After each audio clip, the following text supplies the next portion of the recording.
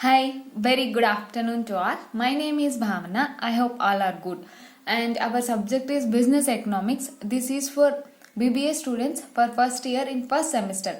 In this previous lecture, we discuss what is the production function and what are the measures of production function and what are the assumptions of the production function.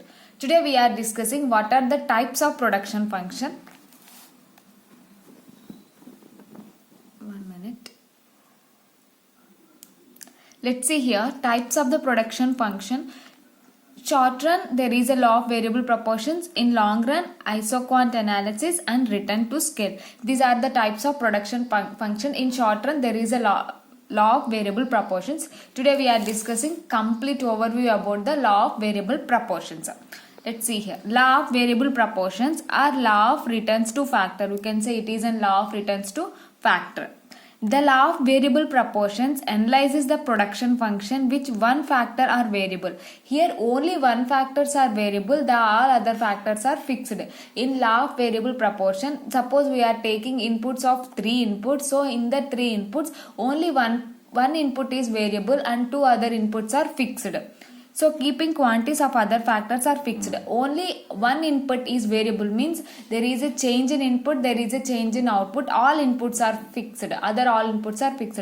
Suppose I am taking 2 inputs, that is capital and labor. Here the capital is fixed and the labor is changing. This law refers to the input-output relation when the output is increased by varying the quantity of one input. This law refers to the input. The law of variable proportions mainly refers to the relationship between the input and output. What are we are giving as inputs and what are we are receiving as output. In this, when there is change in the input, there is a compulsory change in output. This law operates only in short run. The law of variable proportions operates only in short run. Why we are operates in short run? Because all input factors are fixed except one input. So we can say this operates only in the short run. Because in long run all inputs are variable. This law is also called as, you can say, law of variable proportions is law of proportionality, law of diminishing returns, law of diminishing marginal physical productivity. This is the other names for law of variable proportions. In this exam we may ask briefly explain about the law of diminishing returns. So we can say law of variable returns only. Law of proportionality, law of diminishing marginal physical productivity, law of returns to factors. These are known as law of diminishing returns. They are the other names for the law of diminishing returns. What are the other names?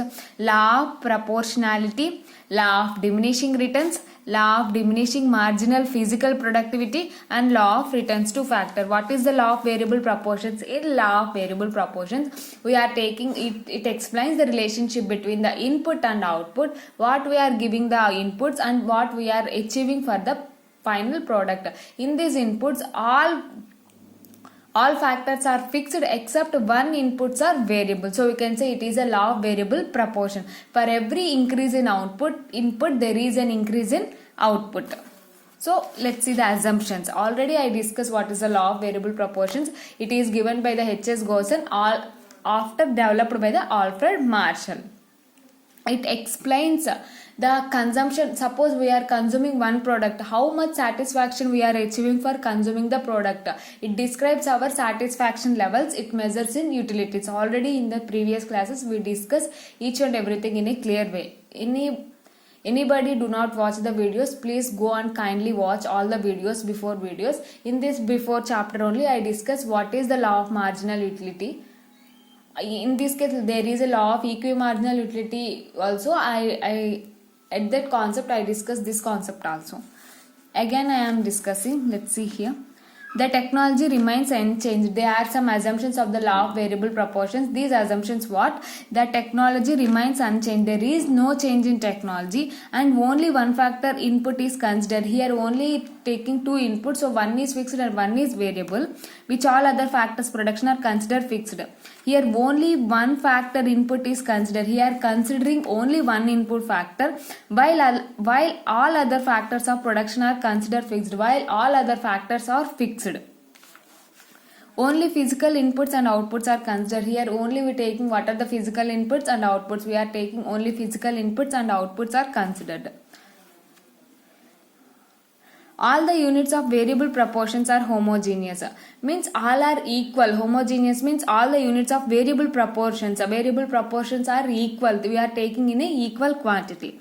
And the fixed factor of production is scarce. What we are taking one fixed factor of production, that is scarce, means it is limited resources and insufficient. There are no perfect substitute for such fixed factor. We are taking the assumption for one input is so some inputs are fixed. For this fixed factor there is a scarce, means there is a limited resources and insufficient, it is not sufficient to us, and there is no perfect substitute. These are all the assumptions of the law of variable proportions. What is law of variable proportion? Law of variable proportion is applicable in the short run. It shows the relationship between the input and output relationships. In this law of proportions, except one factor, all are fixed. Here we are taking all are fixed factors. So there are different names of the law of variable proportion. They are law of proportionality, law of diminishing returns, law of diminishing marginal physical productivity, law of returns to factors, and there are some assumptions. What are the assumptions? Here there is no change in we taking assumption as there is no change in technology. Except one factor, all factors are fixed, and only we are considering physical inputs and physical outputs, means land, labor and capital. While we are seeing, we can see and touch, only physical inputs are we are taking. And all units of variable proportions, means all units give same level of all units of variable proportions all are equal. Here all the proportions are equal, and the fixed factor already we are taking, we say it is a scarce resource, means it is unsatisfied, until like there is limited of resources and insufficient, it is not sufficient for us, and there is no closer substitute for this factor. So these are all the assumptions and explain about the law of variable proportions.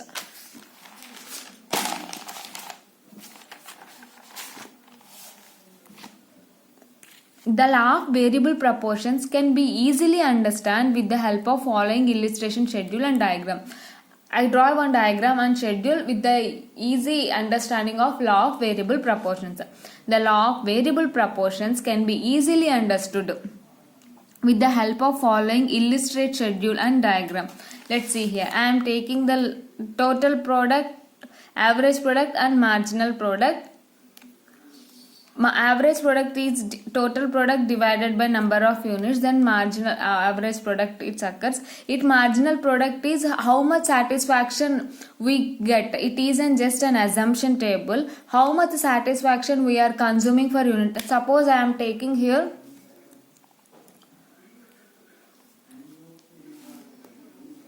labor.